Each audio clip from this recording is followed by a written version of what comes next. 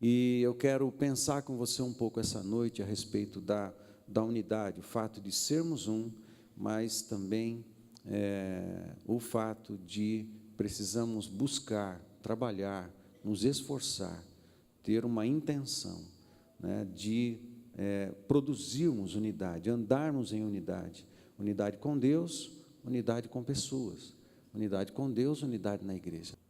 João capítulo 17, começando com o verso 9, um texto diz assim: é por eles que eu rogo. Jesus está orando, ok? Lembra disso?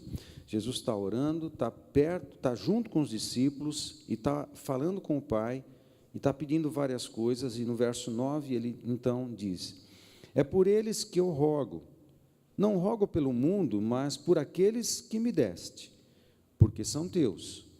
Ora, todas as minhas coisas são tuas, e as tuas coisas são minhas, e neles eu sou glorificado. Já não estou no mundo, mas eles continuam no mundo, ao passo que eu vou para junto de ti. Pai Santo, guarda-os em teu nome, que me deste, para que eles sejam um, assim como nós. Ok? A Trindade é o padrão. Que eles sejam um, assim como nós. Quando eu estava com eles, guardava-os no teu nome, que me deste, e protegi-os. E nenhum deles se perdeu, exceto o filho da perdição, para que se cumprisse a Escritura.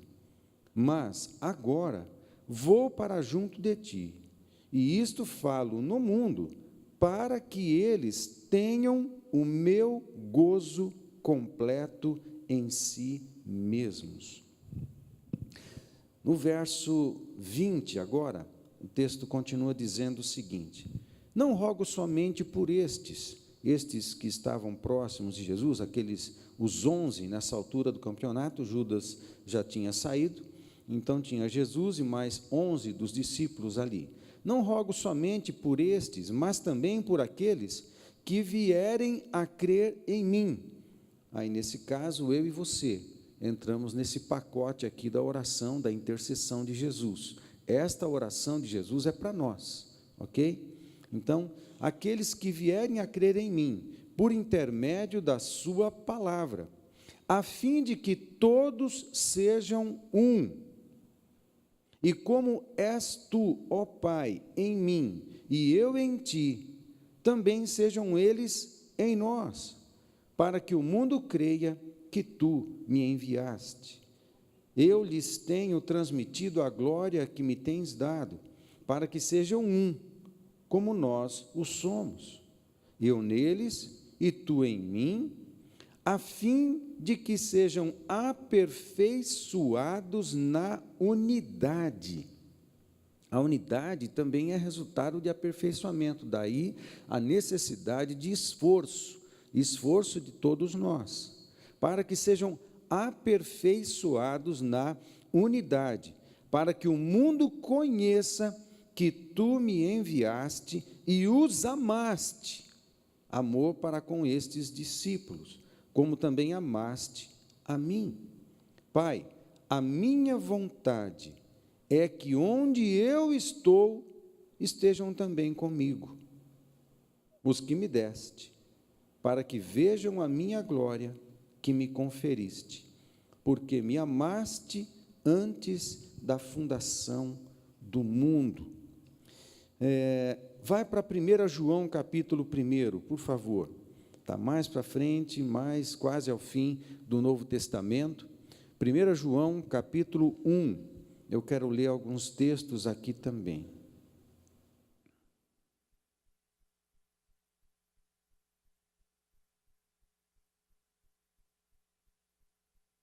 Deixa a tua Bíblia aberta aí em 1 João, capítulo 1, que eu vou destacar algo aqui no Evangelho de João, capítulo 17, algo que eu mencionei aqui já no começo do culto, né? Está no verso 24. Deixa a tua Bíblia aberta aí em 1 João, capítulo 1. A gente vai ler dos versos de 1 até o verso 9. Mas, no Evangelho de João, capítulo 17, verso 24, ele diz assim na oração: Pai, a minha vontade é que onde eu estou, estejam também comigo os que me deste, para que vejam a minha glória que me conferiste, porque me amaste antes da fundação do mundo. Eu quero dar um destaque aqui, amados. A gente procura sempre a presença de Deus, a gente clama nos cultos pela presença de Deus, a gente na nossa casa, nos cultos devocionais, a gente clama pela presença de Deus, é algo que a gente ensina, é algo que a gente pratica, é algo que, como igreja e filhos de Deus, praticamos todas as vezes que estamos juntos, seja na célula, seja aqui no culto de celebração. Nós buscamos a presença de Deus, mas sempre clamamos para que ela se manifeste no nosso meio. Amém, queridos? Amém? Fazemos isso? Por quê? Porque quando a presença de Deus está, coisas acontecem, milagres acontecem. Nem sempre é necessário você liberar uma palavra. Quando a presença de Deus está, o Espírito flui, o cheiro do céu está no ambiente, o cheiro do amor de Deus está no ambiente, o clima pode ser saturado com uma presença, saturado com uma sensibilidade, a glória, a palavra, ele repete a palavra glória aqui, não repete? Percebeu que, como repete, Jesus pedindo para que o Pai o glorificasse, com a mesma glória que ele tinha com o Pai antes da criação do mundo, né? A eternidade de Jesus, ele era homem, mas ele fala como homem, nascido como homem nessa terra, mas ele se refere à eternidade. Não dá para a gente explicar isso, é muito lindo, é muito poderoso, vai além da nossa compreensão. De alguma maneira, parece que Jesus lembrava do tempo dele com o Pai na eternidade. Vai explicar isso? Não dá, a gente não consegue. Mas é lindo de ver esse diálogo de Jesus e o Pai nessa hora, a glória de Deus. Nesse ponto, quando ele pede para que o Pai glorifique o Filho, ele está falando da cruz, ele está falando que é da maneira, os discípulos são glorificados pelo discipulador, nesse caso, o Pai a Jesus, cumprindo a missão. Assim todos nós também, nós que somos discípulos de Jesus, glorificamos a Jesus cumprindo a nossa missão. No caso de Jesus, a missão era a morte, no caso de Jesus, a missão era a cruz. Ele seria glorificado morrendo, e a sua morte glorificaria ao Pai, porque com a morte de Jesus, a justiça de Deus estaria sendo satisfeita, o preço do pecado estaria sendo pago, e na pessoa de Jesus Cristo, o homem poderia voltar a se relacionar com Deus. Esse era o grande propósito. A morte de Cristo foi trágica, a morte de Cristo foi terrível, a morte de Cristo foi grandiosa, e, no entanto, é ela que garante para nós a salvação.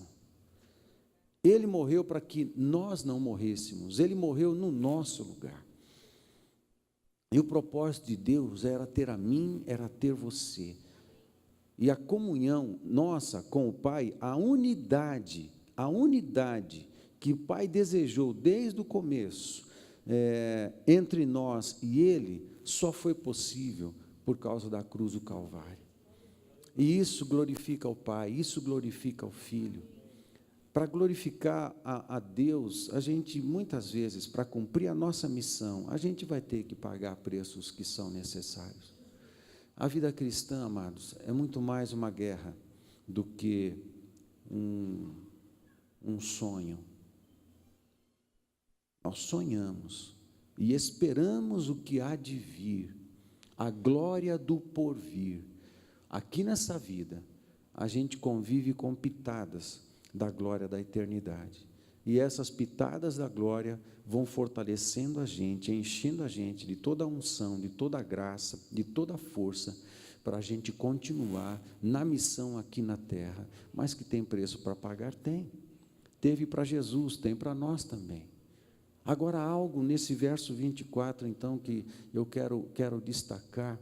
Fala assim, Pai, eu peço, ele está pedindo ao Pai a minha vontade. Isso, não sei como isso entra nos teus ouvidos, mas isso entra no meu coração, como se Jesus estivesse dizendo para mim, que sou discípulo de Jesus, para você que é discípulo de Jesus, Jesus está dizendo assim, a minha vontade é que vocês estejam comigo. Quando eu leio esse texto, eu ouço assim, é como se eu pudesse colocar o meu nome aqui, nesse texto, e Jesus, e complementasse o texto, é como se ele dissesse, Pai, a minha vontade é que onde eu estou, o Paulo Moral esteja.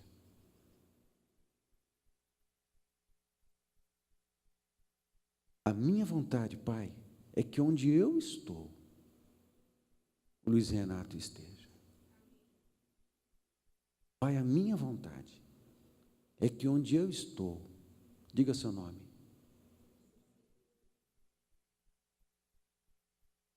Vamos lá? Diga seu nome. Vamos começar de novo? Vamos começar de novo? Jesus está orando, fala assim, Pai, a minha vontade é que onde eu estou, esteja comigo. Amém, gente? E onde é que Jesus está? Hoje, onde é que Jesus está? À direita do Pai, certo? Ele já morreu na cruz, ele já ressuscitou, ele já ascendeu aos céus. E hoje, João diz, na primeira carta de João, capítulo 2, que Jesus está à direita do Pai, intercedendo por cada um de nós, ou seja, nós não saímos da cabeça e do coração de Jesus. Ele está do lado do Pai, orando por mim e por você. Amém? De alguma forma, nós estamos com Ele, mas não é isso. Jesus não nos quer na sua mente, no seu coração, apenas como um motivo de intercessão. Aqui, o lance é relacionamento. Ele quer que a gente esteja com Ele. Por isso, no início do culto, eu disse, a gente clama sempre pela presença de Deus, mas esse texto está me dizendo que Jesus está querendo a gente com Ele. Nós queremos Ele conosco. Mas aí Jesus está dizendo, eu quero você, Paulo, comigo, onde eu estou. Onde é que Jesus está mesmo? Onde o Pai está? Assentado num trono. Às vezes a gente imagina o trono, a gente pensa no Pai assentado no trono, a gente pensa em Apocalipse, a gente pensa em Jesus assentado no trono. Não há muito problema de pensar uma coisa ou outra, porque as duas coisas são verdades. Até o Espírito Santo, muito embora ele esteja morando em nós, mas ele é Espírito, e ele é eterno, e ele é onipresente, e ele está aqui, ele está no céu, mas agora ele está aqui. Ele está aqui conosco, é uma das pessoas da Trindade que está no nosso meio, ele está aqui, alguém da Trindade está aqui. Amém, gente? Agora, como o Espírito Santo é o Espírito do Pai, mas também é o Espírito do Filho, e ele mesmo é o Espírito Santo, e ele representa o Pai e o Filho, e ele mesmo, a Trindade está aqui.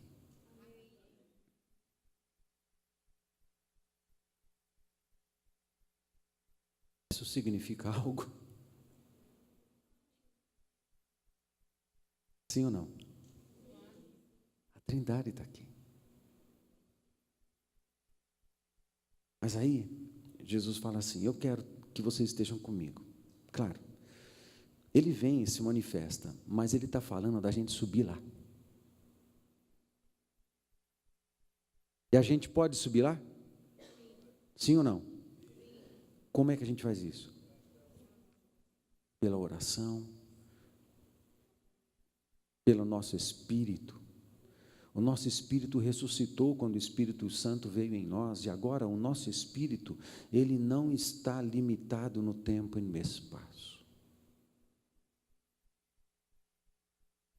o nosso espírito vai ao céu. Explica isso, pastor. Eu não sei explicar muito isso, não. Eu só acredito. E já está bom. Amém? É fé. Pela fé, a gente entra no santíssimo lugar da presença de Deus. E a gente vai até diante do Pai. E a gente está com Jesus e com o Pai. Agora, diante de Jesus e do Pai, diante dele no seu trono, primeiro que é uma presença santa, é um lugar santo. Só é possível de entrar lá pelo sangue de Jesus Cristo. Só é possível de entrar lá quem entregou a sua vida a Jesus Cristo. Só é possível entrar lá quem tem o sangue de Cristo sobre si. Só é possível entrar lá quem abriu o coração e convidou Jesus para ser rei e senhor da sua vida. Presta atenção. Por que eu estou construindo a frase do jeito que eu estou construindo? Eu estou fazendo isso a propósito. Abrimos o coração e convidamos: Senhor, vem morar em mim e me salva. Isso é uma verdade e é muito importante e nós precisamos disso. Agora, Romanos capítulo 10, verso 9, verso 10, diz assim, que aquele que com a sua boca confessar, vocês sabem o texto, aquele que com a sua boca confessar que Jesus é Senhor, como termina o verso? Será salvo. Amém? Aquele que confessa a Jesus como Senhor, tem como consequência a salvação. Então a gente rasga o coração, a gente rasga o nosso interior e convidamos a Jesus não apenas para nos salvar, convidamos a Jesus para ser nosso rei, para ser Senhor. E a gente sujeitar a nossa vida e as nossas vontades a Ele. A salvação vem a nós quando o vemos e o nos relacionamos como Senhor. Quando Ele é que manda em nós. Quando Ele é que comanda a nossa vida. Não é Ele me ajuda no meu dia a dia, me ajuda em casa, eu vivo a minha vida e Jesus é legal, Jesus é bom, Ele me abençoa, me fortalece para eu viver a minha vida. Esquece, não é isso não. Cristianismo não é isso. Cristianismo é Jesus sendo o Senhor da nossa vida, comandando a nossa vida em todas as áreas. Ele é Senhor no nosso casamento, Ele é Senhor com os nossos filhos, Ele é Senhor do nosso trabalho, Ele é Senhor da nossa saúde, Ele é Senhor da nossa intimidade, Ele é Senhor da minha pessoalidade, da minha intimidade na minha intimidade conjugal, Ele é Senhor da minha língua, Ele é Senhor dos meus olhos, Ele é Senhor da minha mão e do meu pé, Ele é Senhor dos meus pensamentos, Ele é Senhor do meu dinheiro também. É Senhor dos bens que eu possuo, é Ele que é o dono de tudo. Porque no reino, tudo é do rei. No conceito de reino, tudo pertence ao rei. E os súditos pertencem ao rei.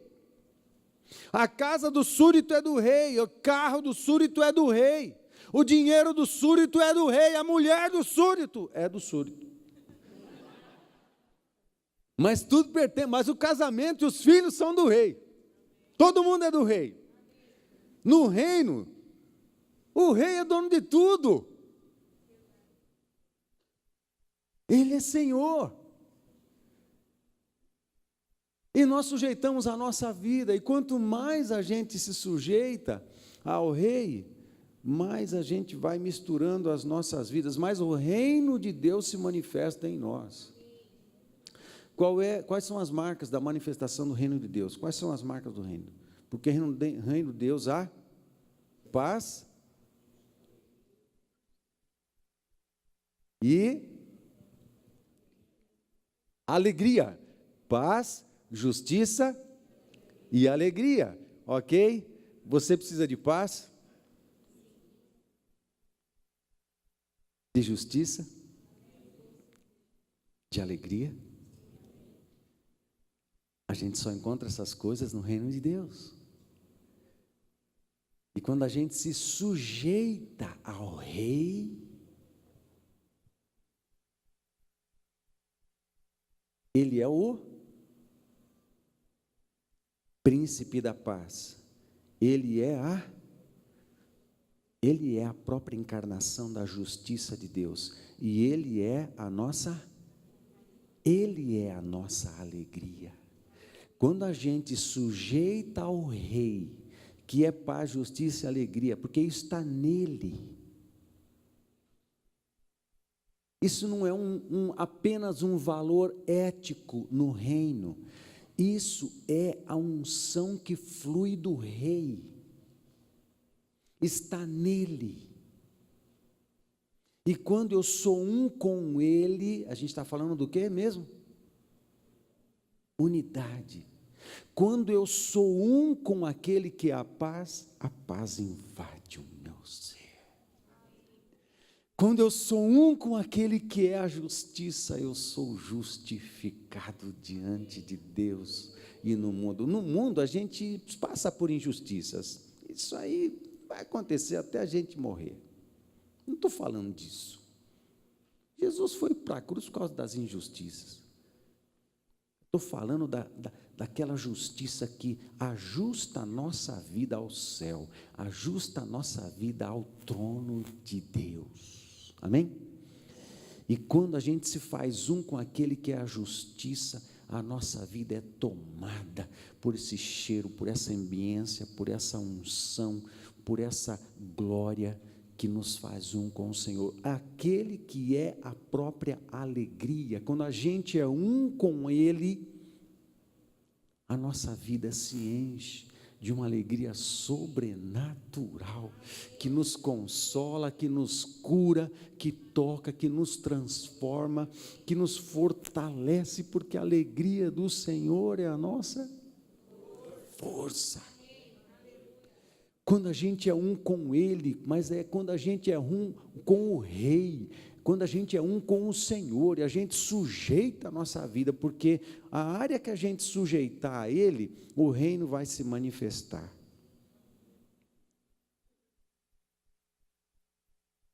E quando o reino se manifesta em alguma área da nossa vida, paz, justiça, alegria.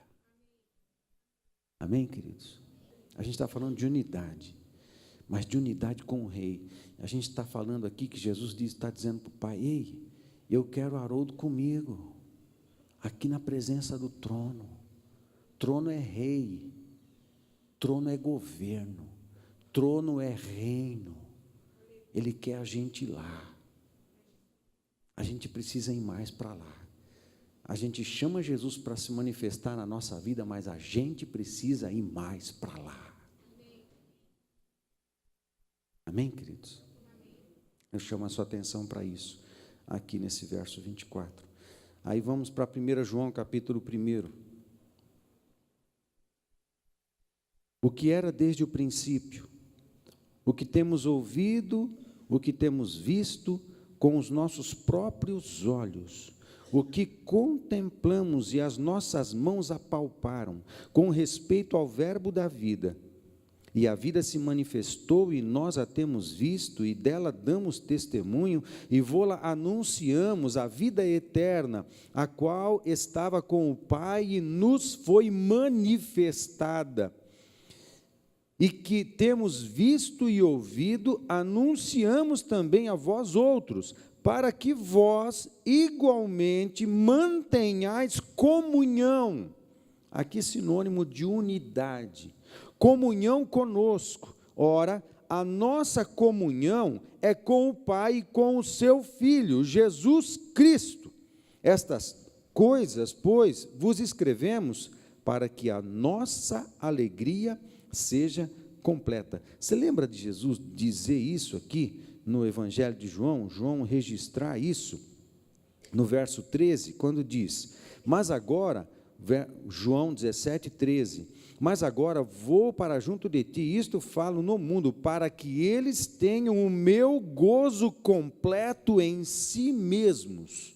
Aí em 1 João, ele fala, para que a nossa alegria seja completa. De alguma maneira, eu quero chamar sua atenção que nessa relação de unidade com Jesus, ele está prometendo, tanto no Evangelho como aqui em 1 João, que a sua alegria vai invadir a nossa vida. Daria para a gente falar de tanta coisa aqui, mas eu quero falar disso porque é isso que está me chamando a atenção, isso está pulsando no meu coração. São perguntas, eu leio o texto e são perguntas que eu faço, pai, por que o senhor está repetindo tantas vezes? E o senhor está interessado em comunicar isso para nós, de que ele quer que a sua alegria e o seu gozo sejam completos na nossa vida, e nós sejamos tomados pela alegria do Senhor Jesus. Por que ele faz isso e repete isso? É óbvio, é porque nós temos tristezas, é tão óbvio isso, né? Nós temos tristezas, a vida faz parte do cardápio da vida, termos tristeza, faz parte do cardápio do casamento, termos tristezas, faz parte de tudo que a gente, nesse mundo nós temos aflições. Jesus lembrou isso aos discípulos nesse momento, no capítulo 16, verso 33 de João, do Evangelho de João, ali no ambiente da ceia, ele lembrou os discípulos, no mundo vocês vão ter aflições, vocês vão sofrer tristezas, no mundo vocês serão injustiçados, mas lá no verso 33 de João 16, ele diz, mas tende bom ânimo, porque eu venci, é algo a ser vencido, amém, queridos? As aflições é coisa a ser vencida, a tribulação da alma é coisa a ser vencida. As tristezas da vida são coisas a serem vencidas.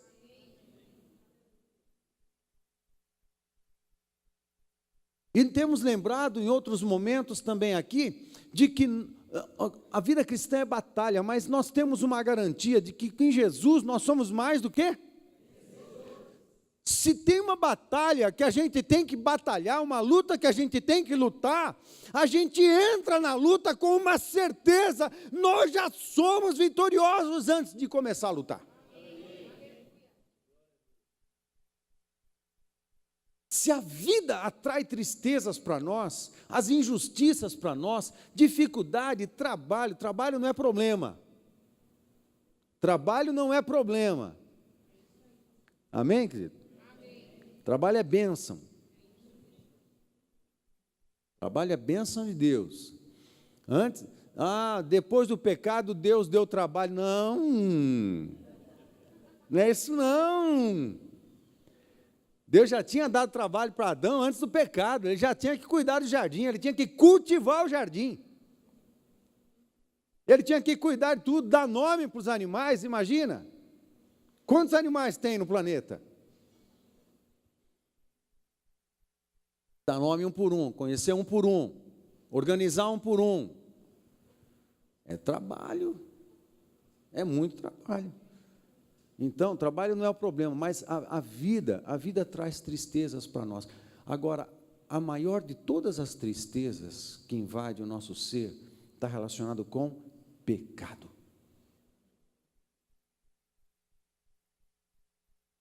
O pecado é uma porcaria. O pecado é uma droga. O pecado não vale a pena. O pecado não faz ninguém feliz. O pecado não faz ninguém feliz. O pecado é mau negócio. O mundo não entende isso. O mundo não entende isso.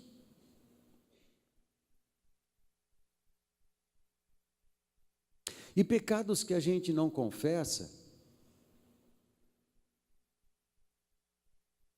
eles fazem permanecer tristezas dentro de nós. Doença, a tristeza adoece. A tristeza adoece. não só aqueles que chegam à depressão. Vocês sabem que eu já passei por isso.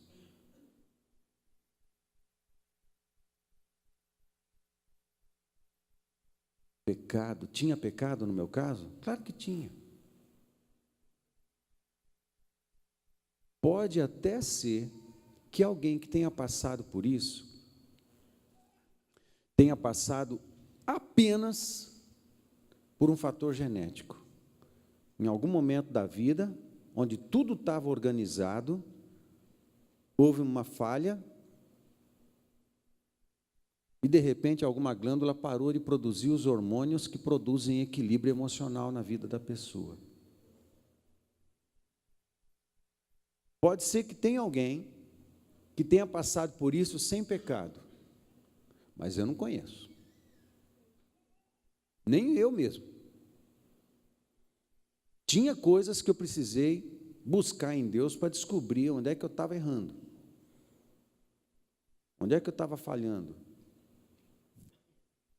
Quando a gente passa em momentos de tristezas, mas a tal ponto que você adoece, você precisa cuidar disso. Então, você precisa ir atrás das soluções, ir atrás das causas. E quando você descobre que há uma deficiência química no teu organismo, você precisa ir com um especialista. Agora, você não pode parar aí. Precisa avaliar se havia algum problema pessoal, algum pecado, alguma questão emocional que você não estava administrando bem. Descobrir as causas também, que no meu caso foi isso. Descobrir as causas e investir na recuperação disso. Eu precisava fazer isso. E depois que eu identifiquei onde eu estava falhando, e as minhas falhas, os meus pecados agravaram a minha saúde emocional, eu precisei pedir perdão por tudo isso, pedir perdão para minha família por tudo isso, para ajustar minha vida ao céu de novo. Porque se tem pecado, o pecado, Isaías 59, diz que o pecado faz separação entre vós e o vosso Deus, o profeta estava dizendo. Quando há pecado, a unidade é rompida. Mas com quem que a gente rompe? Com aquele que é paz, justiça e alegria verdadeira. O pecado destrói tudo, o pecado rompe. O pecado rompe com a unidade. E se rompe com a unidade, eu não consigo mais acessar o trono. Eu estou no campo da misericórdia. Deus ouve as nossas orações? Eu não sei. Porque Isaías, capítulo 59, diz assim: eis que a mão do Senhor não está encolhida para que não possa salvar, nem surdo o seu ouvido para não poder ouvir, mas as vossas iniquidades fazem separação entre vós e o vosso Deus, e os vossos pecados encobrem o seu rosto de vós, para que vos não ouça.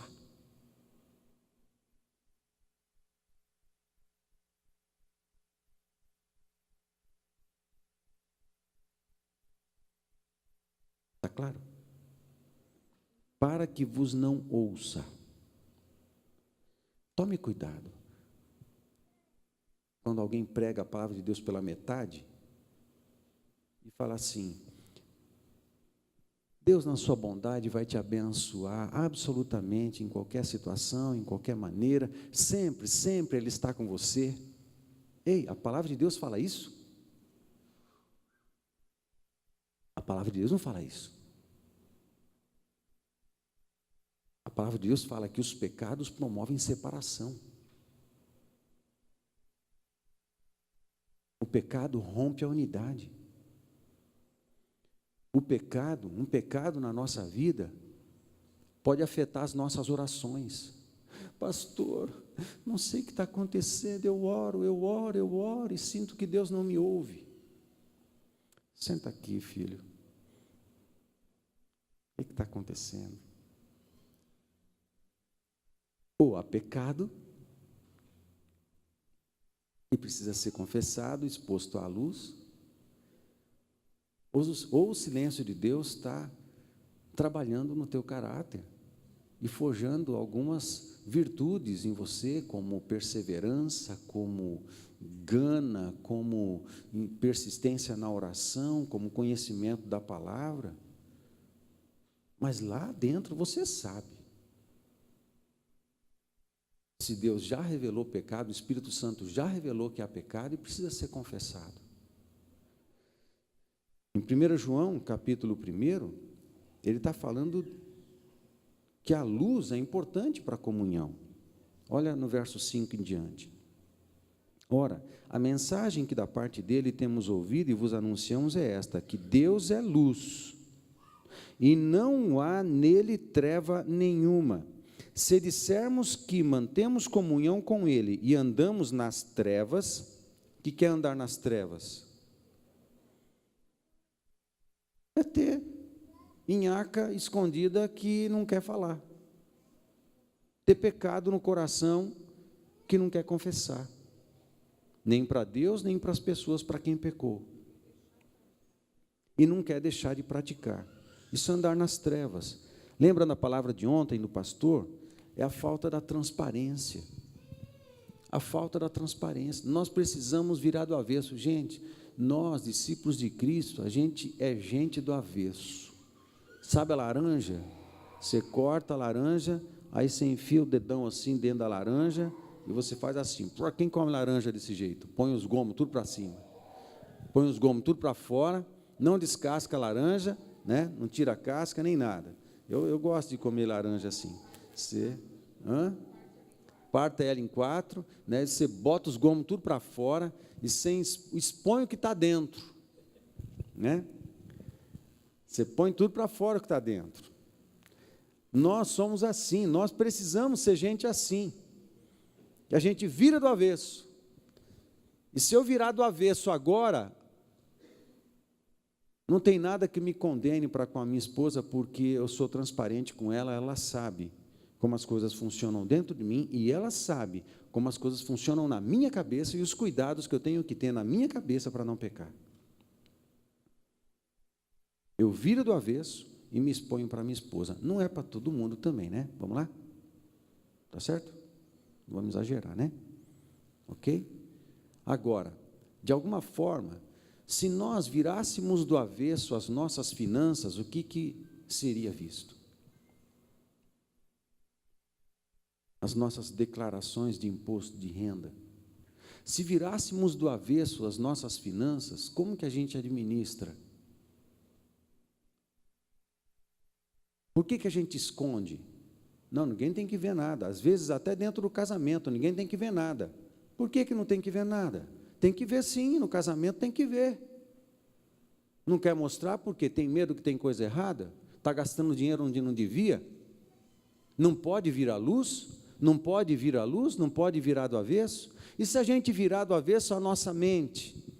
Vamos expor a nossa mente, se fosse possível projetar aqui e ali no retorno, ao que tem na nossa mente agora. De alguma forma, a gente tem um controle remoto aqui, que a gente aponta agora. Aparece lá. Né? Agora, desse lado aqui, ó. Desse lado aqui, ó. Aparece lá. O que vinha para a luz? Tem algo condenável? Algo que você não está revelando? Algo que você não está confessando? No verso 4, no verso 3, final do 3, diz assim: ora, a nossa comunhão é com o Pai e com o seu Filho, Jesus Cristo. 4. Estas coisas vos escrevo para que a nossa alegria seja completa. Agora, olha do 5 em diante. Ele está falando de unidade, de comunhão, e está falando de alegria, possibilidade de alegria completa. Uma alegria que cura, sobrenatural, que arruma a nossa vida, ajusta a nossa vida, cura nossas enfermidades.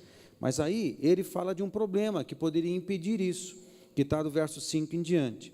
Ora, a mensagem que da parte dele temos ouvido e vos anunciamos é esta, que Deus é luz e não há nele treva alguma. Se dissermos que mantemos comunhão com ele e andamos nas trevas, mentimos e não praticamos a verdade. Se, porém, andarmos na luz, como ele está na luz, mantemos comunhão uns com os outros, e o sangue de Jesus, seu Filho, nos purifica de todo pecado. Tem que virar do avesso de um jeito ou de outro.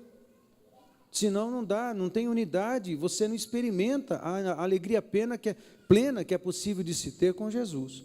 Aí ele continua no verso 8: se dissermos que não temos pecado nenhum, a nós mesmos nos enganamos e a verdade não está em nós. E no verso 9: se confessarmos, ele apresenta a solução. Percebe como o texto bíblico apresenta a solução? Amém, queridos? Amém. João está fazendo isso agora, está apresentando a solução. Se confessarmos os nossos pecados, Ele é fiel e justo para nos perdoar os pecados e nos purificar de toda injustiça. Amém, gente? Isso me chama muita atenção aqui na primeira epístola de João. Ele está falando de comunhão, mas ele está lembrando de que para termos comunhão com Jesus, plena com Jesus e com as pessoas, mas a unidade com Jesus, unidade com as pessoas, é preciso andar na luz para a gente ter unidade. Se há algum pecado entre marido e mulher, a gente não consegue olhar no olho. Porque tem uma barreira.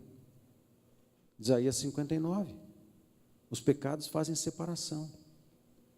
Às vezes entre irmão e irmão. Tem uma barreira. Mas, meu querido, se tem uma barreira entre irmão, não dá para ter comunhão com Jesus sem ter comunhão com o irmão. Às vezes a gente é família. Toda família tem problema, pô. E você tem que suportar um monte de coisa na família. Agora, a palavra de Deus fala assim, que quem não cuida, 1 Timóteo, quem não cuida da família é pior que os incrédulos. Imagina alguém que seja pior do que os incrédulos. Eu não sei imaginar isso. Quem não cuida da família é pior que os incrédulos. Para mim, pior que incrédulo é demônio. Tem os salvos, os crédulos, os incrédulos e os demônios. Pesado, né? Mas não sou eu que estou falando, é a palavra de Deus. De repente, não adianta achar que eu estou em comunhão perfeita e plena com Jesus Cristo, mas eu não topo o meu irmão, não ajudo a minha irmã, não me dou bem com o meu cunhado, não tolero os irmãos da célula, não respeito meus pais, não dou muito conta naquilo que o pastor está falando também. Você acha que você tem comunhão com quem? Você acha mesmo que você tem comunhão com Deus? Impossível. Impossível. Mas, pastor, não sabe o quanto mal a família tem me feito, ou quanto mal pessoas têm me feito. E daí, filho, perdoa essa turma toda aí. Perdoa todo mundo. A opção. Nós temos opção de perdoar. Mas o meu coração está muito magoado, muito ferido. Tudo bem, filho, coloca isso na mão de Jesus. Confessa. Coloca na mão de Jesus. Ele é a alegria. Eu separei uns textos aqui que falam de alegria. O teu Salmo 45, versos 6 a 8, diz assim: o teu trono, é um salmo messiânico, está falando de Jesus. Salmo 45 é messiânico, está falando de Jesus, da pessoa de Jesus, está falando da pessoa do rei, mas ele está falando de Jesus, é profético, tá? Então está falando, o teu trono, ó Deus, é para todo sempre. Evidentemente está falando de Jesus, que tem um trono eterno, né? Cetro de equidade é o cetro do teu reino. Amas a justiça e odeias a iniquidade. Tem que ter uma postura, gente. Amas a justiça e odeias a iniquidade. Não é toleras o pecado e deixa a tua intimidade sexual nas trevas. Não é isso, não funciona. Amas a justiça e odeia a iniquidade. Por isso,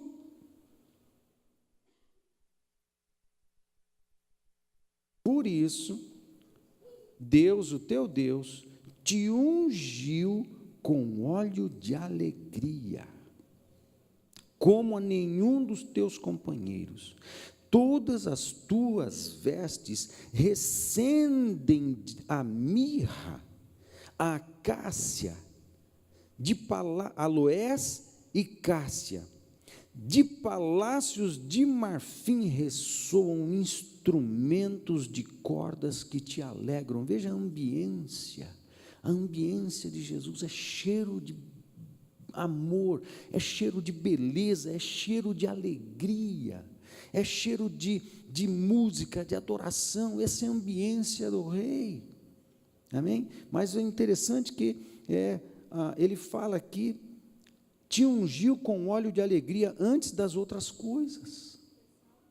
Salmo 45, de 6 a 8, Salmo 45, por que ele está falando de alegria? Porque Jesus é a nossa alegria, nós precisamos de alegria, mas eu tenho que amar a justiça e tenho que odiar a iniquidade.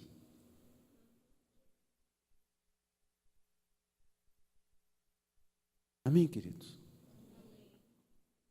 Eu tenho que afastar de mim o pecado, e quando eu faço isso, tomo uma decisão, nem que pela fé, Senhor, tem me faltado força, mas agora eu estou nos teus pés, eu estou diante do Senhor, estou abrindo o meu coração, rasgando o meu coração, virando do avesso, e dizendo assim, eu tenho praticado isso, eu não quero mais, eu estou me expondo, eu preciso, porque o pecado me traz tristezas, tem deprimido a minha alma, deprimido o meu espírito, deprimido a minha esperança, deprimido a minha fé, e eu não quero, estou cansado disso, eu quero me expor, me jogar à luz, eu quero me abrir para a luz completamente, a transparência, para que o teu óleo de alegria, porque está em Jesus, Jesus não manda unção, isso é muito interessante em toda a Bíblia, ele não manda uma bênção, ele é a bênção, ele não manda uma alegria, ele é a alegria, ele não manda a paz, ele é a paz, tem que grudar nele, tem que grudar em Jesus, tem que abraçar ele, tem que agarrar ele, fala assim, faz assim comigo, tem que agarrar Jesus, pensa, Jesus é tudo isso, ele é a alegria encarnada, a unção vem dele, ele é a fonte da alegria. Imagina, alguém que agarra Jesus, se meleca com óleo de alegria. Quem quer ser melecado com óleo de alegria aqui? Amém. Meu Pai do céu, se você não falou amém para isso, sei lá, o que você quer então? Vamos, faz comigo assim, eu quero agarrar Jesus, e quer ser lambrecado com esse óleo de alegria. Isso. Tá bom?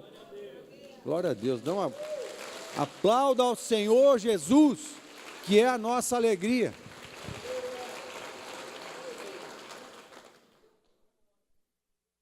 E ficar perfumado ainda, né? Porque cheira o óleo de alegria de Jesus, cheira mirra, aloés e cássia.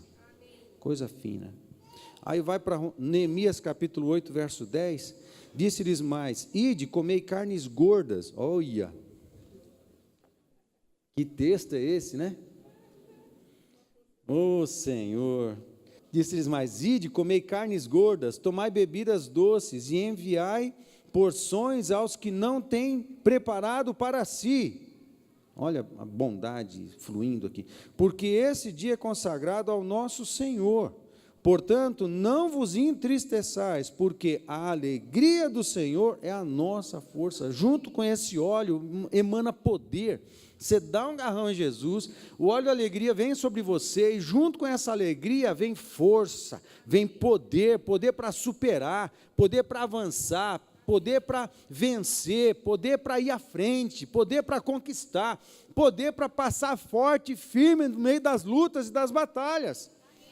Tudo isso vem junto com esse óleo lindo de alegria que é o próprio Jesus Cristo em nós. Amém? Aí você vai para Isaías 61 e o texto diz assim, o Espírito do Senhor Deus está sobre mim. É um texto, lógico, falando de Jesus também, texto messiânico. Porque o Senhor me ungiu para pregar boas novas aos quebrantados. Enviou-me a curar os quebrantados de coração, a proclamar libertação aos cativos e a pôr em liberdade os algemados. Verso 2, a apregoar o ano aceitável do Senhor e o dia da vingança do nosso Deus, a consolar todos os que choram. Verso 3, e a pôr sobre os que em Sião estão de luto uma coroa, em vez de cinzas, óleo de alegria em vez de pranto, veste de louvor e festa, em vez de espírito angustiado, a fim de que se chamem carvalhos de justiça plantados pelo Senhor para a sua glória. Amém? Parece que de alguma maneira Jesus gosta tanto da gente, que Ele está muito afim de que a gente fique grudado nele, fique unido com Ele, para que esse óleo de alegria flua dele sobre a nossa vida e nos faça ter força, gozo, alegria real, cura na nossa vida, diante de todas as tristezas que o mundo apresenta diante de nós todos os dias. É isso que Jesus quer, mas eu preciso ser um com Ele, por isso o tema é unidade. Eu preciso estar agarrado nele, eu preciso ser um com Ele, eu preciso me esforçar para isso, porque a unidade deve ser aperfeiçoada. A gente viu isso lá em João, não vimos? Aperfeiçoar a unidade, eu preciso disso. Nós precisamos dessa unidade com Jesus Cristo. Porque essa alegria que Ele promete, que vem sobre nós, precisamos dela, porque o mundo é triste. Gente, o mundo é triste, porque tem pecado. Onde tem pecado tem tristeza, tem doença. O pecado não vale a pena em nenhum momento. O que poderia impedir você de experimentar tudo que se pode experimentar na unidade com Jesus, pode ser pecado. E no nome de Jesus, você tem uma chance agora de virar do avesso para Deus e confessar seus pecados. Se você sabe que tem algo no teu coração, algo na tua vida, que impede você de experimentar isso aí que está escrito na palavra de Deus, mas para alguns, eu acho que isso não é verdade. Não é verdade? Claro que é verdade, só que tem uma condição. Tem uma condição, eu preciso me expor para a luz, eu preciso confessar meus pecados, eu preciso virar do avesso, eu preciso ser transparente. Se a gente esconder pecado no coração, esse pecado vai se transformar num câncer, numa montanha de tristeza dentro de nós. A gente vai tentar fazer de tudo, mas não seremos tomados da alegria sobrenatural do Senhor. A única forma é confessar pecados.